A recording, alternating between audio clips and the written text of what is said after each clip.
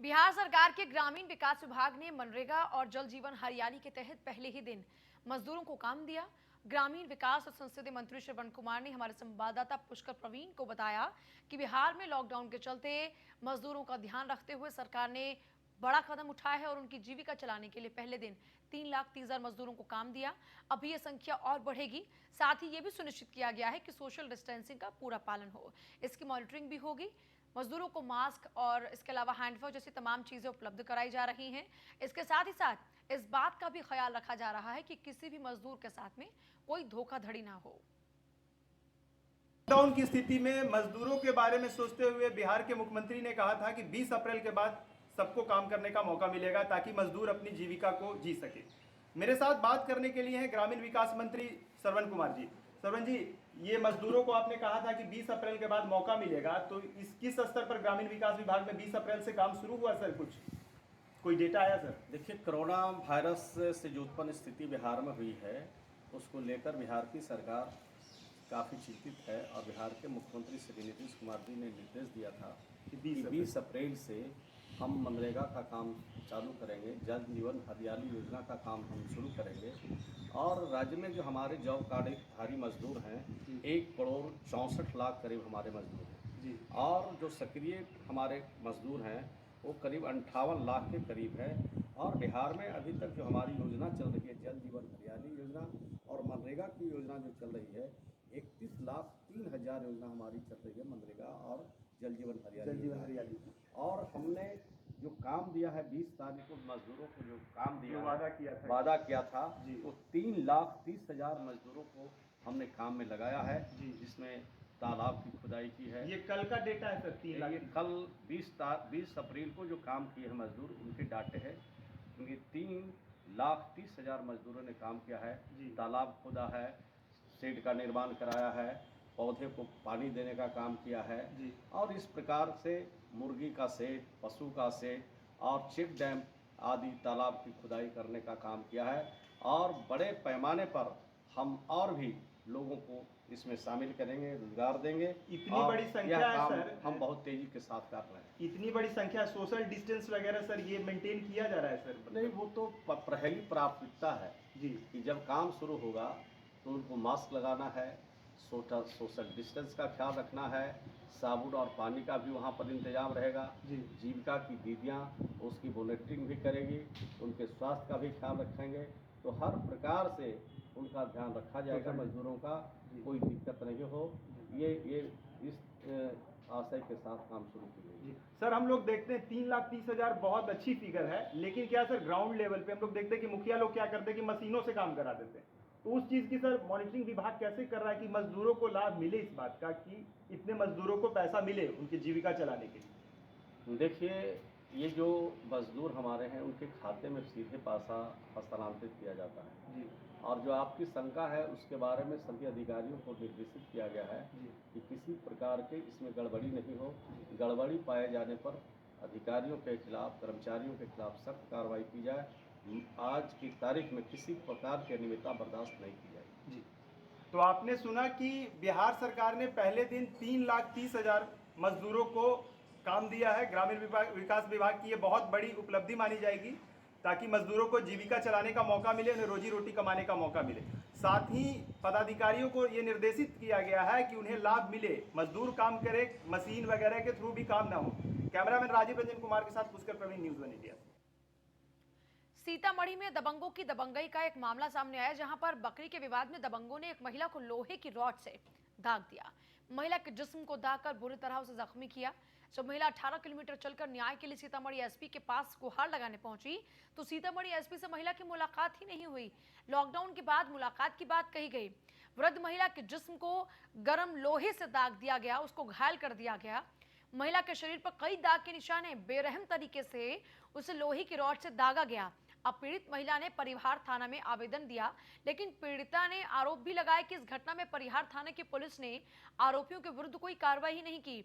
अब न्याय की उम्मीद में महिला जब सीतामढ़ी पहुंची है तो यहां पर भी एसपी साहब से उसकी मुलाकात नहीं हुई। अब सोचिए ये महिला जाए तो जाए कहां। हमारे साथ भी छेड़खानी किया, मेरे लड़की के साथ भी छेड़खानी किया, मारपीट भी किया, फिर भी हम लोग जान बचा करके घर के अंदर घुस इनको तो कौन मार- चीज से मारे हुआ है इतना? इनको लोहा के रड धिपा करके मारा हुआ है। दाग दिया लोहा के हाँ, रड से। लोहा का रड धिपा धिपा करके इनको मार कौन रहा कौन सा मारा? है। राम एकबाल सिंह, सियाराम सिंह, संजय सिंह, शंकर सिंह, मंजीत सिंह, सुमित्रा देवी। और थाना क्या कार्रवाई किया? थाना तो कुछ नहीं कर रहा है। आपका क्या नाम है? रीना देवी। बिहार के मुख्यमंत्री नीतीश कुमार की ओर से लागू किया गया शराबबंदी कानून युवाओं के सर चढ़कर बोल रहा है। मामला छपरा के रिविलगंज थाना क्षेत्र के मोहब्बत परसा पंचायत के दलित बस्ती का, जहां गांव में सालों से बिक रहे अवैध शराब के कारण गांव की बदनामी के साथ ही बच्चों के भविष्य पर भी प्रतिकूल असर से परेशान गांव के युवाओं ने गांव के ही अवैध शराब विक्रेता के खिलाफ मुहिम छेड़कर शराब कारोबारी को पुलिस के हवाले कर दिया। इस घटना की चर्चा क्षेत्र में चारों तरफ है। इनका कहना है कि मुख्यमंत्री नीतीश कुमार ने शराबबंदी कानून बनाकर सराहनीय पहल की है।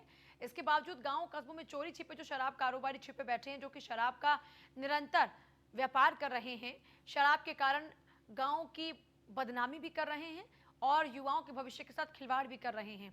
इसी के कारण गांव के युवाओं ने आपस में ही रायशुमारी कर शराब दुकान को बंद करने की मुहिम चलाई।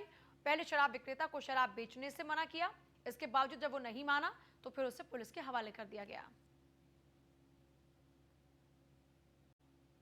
मतलब उनको समझाया हम बहुत कि ऐसा काम मत करो, गांव का बेइज्जती होगा। बहुत दूर दूर से लोग आ रहे थे, पी के जा रहे थे। हम उनको बहुत समझाए, मतलब पकड़ाने के एक दिन पहले भी हम बहुत हंगामा भी किए थे, ऐसा काम मत करो कि कागज को सब बना था। तो उनका कोई वैल्यू नहीं किए ये, तो इसीलिए हम सोचे कि अब बहुत वैल्यू नहीं किए तो हम कुछ अपने तरफ से करते हैं। मतलब हमको मना किया गया कि मत बेचिए कि काफ़ी भविष्य बच्चे से फ्यूचर खराब हो रहा है गांव का। माना कि फिर भी कहें कि नहीं, हम कोई प्रशासन से नहीं डरते हैं, नीतीश कुमार से नहीं डरते हैं, कुछ भी कर लो तुम लोग, हम बेचेंगे। हम लोग वार्निंग दे दिए। फिर 2 दिन बाद लिखा पढ़ी हुआ। हमारे गांव के वार्ड कमिश्नर हीराराम है, वो भी थे, और मुखिया भी जीत थे, पूर्व मुखिया बेबी सिंह, उनके सामने भी लिखा पढ़ी हुआ कि नहीं बेचेंगे। वो भी थे, सरपंच भी थे, और चौकीदार यहाँ के जो बहुत बड़ा थाना का पड़ता है, रिविलगंज थाना का चंद्राम माजी, उनके भी हुआ। हम लोग हंगामे में नहीं माने तो हम लोग रात को दुर्गा के पास फ़ोन किए, तो बोले कि ठीक है, तुम लोग उसको पकड़ के रखो, दारू और उस व्यक्ति को, ठीक है। उसके बाद हम सुबह फ़ोन किए और उसके दुर्गा जी आए और मुखिया जी के द्वार पर खुद पकड़ के उनके जेल में चल गए। देखिए, इन तस्वीरों को देखने के बाद लगता है कि वाकई देश बदल रहा है, क्योंकि अब युवा समझदार हो रहा है। पूरे देश में कोरोना महामारी की वजह से लॉकडाउन है। ऐसी स्थिति में लोग आवश्यक कार्यों के लिए ई पास के लिए आवेदन कर रहे हैं। छत्तीसगढ़ के कांकेर में लोग छोटे छोटे कार्यों के लिए भी ई पास के लिए आवेदन कर रहे हैं। कांकेर पुलिस के पास 7 अप्रैल से अब तक कुल 1230 आवेदन ई पास के लिए आए हैं, जिनमें से 880 से ज्यादा आवेदन गैर जरूरी होने के कारण रिजेक्ट हो चुके हैं। सिर्फ 350 आवेदन को ही अभी तक अनुमति दी गई है।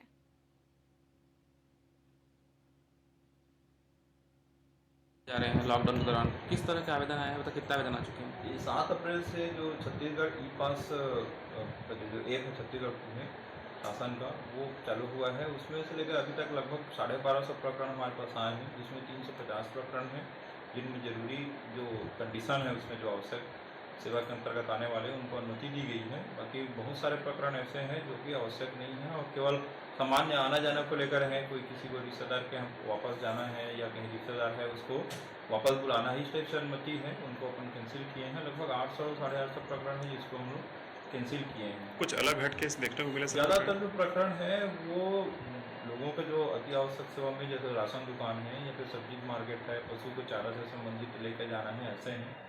और क्या बोलते हैं, ज़्यादातर जो मैक्सिमम प्रकरण ऐसे हैं व्यक्तिगत जो आपातकालीन सेवा में, जो रायपुर में उच्च चिकित्सा और जो गंभीर बीमारी से पीड़ित हैं उनको इलाज कराने जाने वाले हैं, उनको सबको दिया गया है। एक प्रकरण ऐसे जो अनावश्यक रूप से भी मूवमेंट के लिए अप्लाई आते हैं, जिनको देखकर उनको गुण दोष के आधार पर उनको।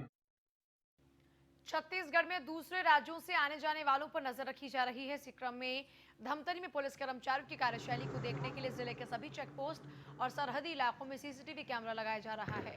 लॉकडाउन में प्रशासन की ओर से चिन्हित जिले हॉटस्पॉट के भीतर कंटेनमेंट जोन को छोड़कर शेष क्षेत्रों में अतिरिक्त गतिविधियों के संचालन हेतु आदेशित किया गया। जिसके परिपालन में सुरक्षा के दृष्टिकोण से अंतर्राज्यीय और अंतरजिला वाहनों के आवागमन और गतिविधियों पर निगाह रखने और पारदर्शिता बनाए रखना महत्वपूर्ण है। बेहतर सुरक्षा व्यवस्था और निर्देशों के पालन के उद्देश्य से पुलिस अधीक्षक बीपी राजभानु के निर्देशानुसार सरहदी नाकाबंदी पॉइंट पर सीसीटीवी कैमरे लगाए जा रहे हैं ताकि गतिविधियों पर नजर रखी जा सके। बेहतर पुलिसिंग और पारदर्शिता बनाए रखने के लिए धमतरी जिले को चिन्हित किया गया। नाकाबंदी पॉइंट श्यामतराई, कोड़ा पार, कचना मोड़, कठौली, आमदमी, बनरौद और बिरगुड़ी स्थित चेक पोस्ट पर सीसीटीवी कैमराज लगाए गए हैं। यानी कौन कौन से वो एरियाज जिनको अभी फिलहाल निगरानी में रखा जा रहा है, वहां पर सीसीटीवी लगाए जा रहे हैं, उनको भी चिन्हित किया गया है।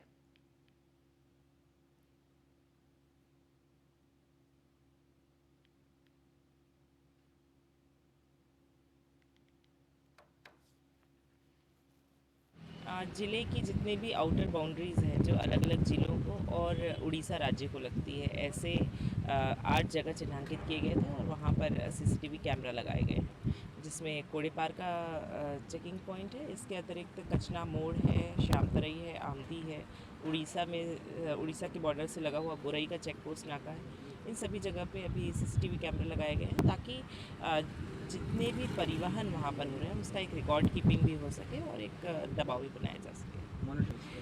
क्योंकि ये ऐसे क्षेत्र है जहाँ पे सेंट्रलाइज्ड मॉनिटरिंग करना बहुत कठिन है, क्योंकि नेटवर्क की बहुत सी समस्याएं हैं। इसलिए ये आइसोलेटेड कैमरे यूज़ किए हैं जो कि चिप के साथ में है और ये अपनी मेमोरी कार्ड से अलग अलग समय पर उसके डेटा को कलेक्ट किया जा सकता।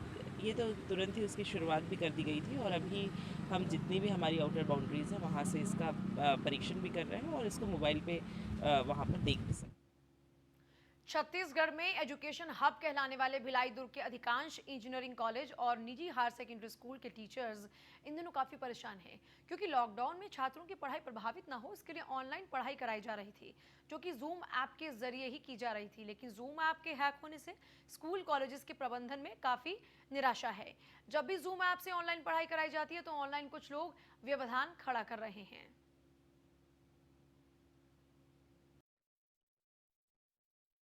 जूम ऐप में बेसिकली यही हो रहा था कि जो स्टूडेंट्स हैं वो उसमें बदतमीज़ी से मतलब उसमें हो रहे थे और वर्डिंग्स अच्छी नहीं हो रही थी, तो इसी के लिए जूम ऐप हमने बंद किया है। तो जूम ऐप सही नहीं है। अब क्या कर रहे हैं? अब हम गूगल के थ्रू, यूट्यूब के थ्रू, ऑनलाइन दूसरे पोर्टल्स में जाके उसमें हम करेंगे कुछ। जूम में जो हमारे इंस्टीट्यूट में हम यूज़ कर रहे थे और इसमें क्या हो रहा था कि कई लोग अनवांटेड लोग भी उसमें जुड़ रहे थे और थोड़ा ऐसा फील हो रहा था कि वो हैक हो रहा है, जिसमें कुछ लोग बदतमीज़ी भी कर रहे थे, जिससे फिर हमने उसको बंद करके जूम को अभी कोविड-19 के मद्देनज़र ऑनलाइन प्लेटफॉर्म का उपयोग बहुत ज़्यादा हो रहा है, न केवल ऑनलाइन क्लासेस के लिए बल्कि कई मामलों में तो मीटिंग्स इत्यादि भी ऑनलाइन प्लेटफॉर्म पर किया जा रहा है। इसके लिए बहुत सारे प्लेटफॉर्म यूज़ किए जा रहे हैं, जिसमें जूम ऐप एक एप्लीकेशन है। इसके लिए हमारे पास MHA से भी गाइडलाइन आई है कि ये जो ऐप है सुरक्षा की दृष्टि से कमज़ोर है। और मध्य प्रदेश के भिंड में पुलिस अधीक्षक नागेंद्र सिंह के निर्देशन में चलाए जा रही धरपकड़ अभियान के तहत देहात थाना पुलिस ने 2 आरोपियों को अवैध स्मैक के साथ गिरफ्तार किया। विदित रहे कि पुलिस को मुखबिर के जरिए सूचना मिली, दबोहा मोड़ पर 2 शख्स अवैध नशा पदार्थ लेकर जा रहे थे। इसी दौरान में उनकी गिरफ्तारी हुई।